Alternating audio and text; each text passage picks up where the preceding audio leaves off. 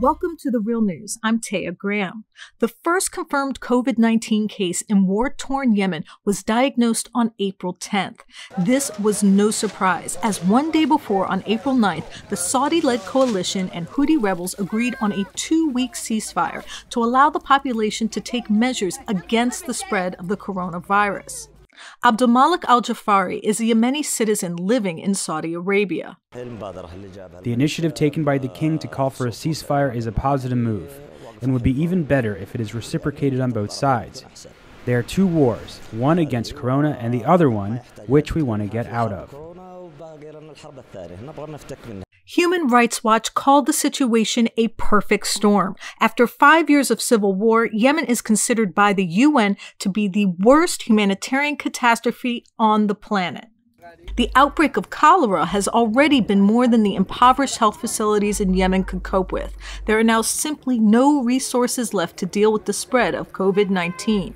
Ahmad Khaled lives in the Saudi capital of Riyadh. A lot of money was spent on the war, but if that money if there was no war, that money was spent on education, medical school, college, knowledge. People, or both sides, Saudi government and Yemeni government, will have a better finance result after all.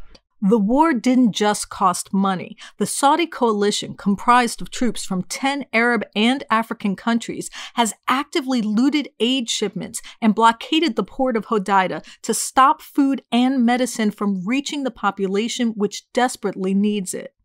UN humanitarian coordinator Lisa Grand had this to say. A ceasefire for the next 2 weeks couldn't have come at a more important time. After 5 years of warfare, 3/4 of the entire population of Yemen requires some form of humanitarian assistance or protection. It also comes at an important time because of the more than 40 major humanitarian programs in Yemen. We don't have funding for 31 of them. This month alone, in April, we're going to see programs all across the country either reduced or shut. But the ceasefire didn't last. Both sides blame each other for breaking the ceasefire. Although reports from Saudi Arabia indicate that the royal family may be growing weary of the war and are looking for a way out, this war has become a bonanza for the global arms industry. Canada has just announced it will be lifting its arms embargo on Saudi Arabia and signing a $10 billion deal to sell light armored vehicles to Saudi Arabia to be used against Yemenis.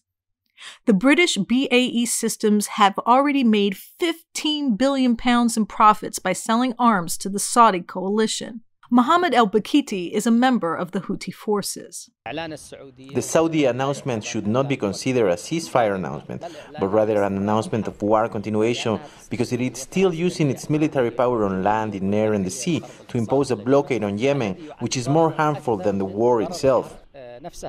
As long as large arms corporations profit from the war, hopes for peace, even in the times of the coronavirus pandemic, are slim.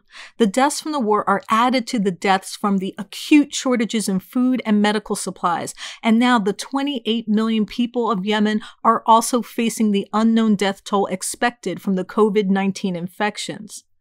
Abdul Rahman Al-Qadi lives in Sana'a, the capital of Yemen. This truce that they called can be considered a corona truce, but not a real truce. We don't consider it to be a real truce because these 2 weeks are not enough. We hope for a complete stop to the war, but these partial ceasefires of 1 or 2 weeks are meaningless and unconvincing. For the Real News Network, I'm Taya Graham.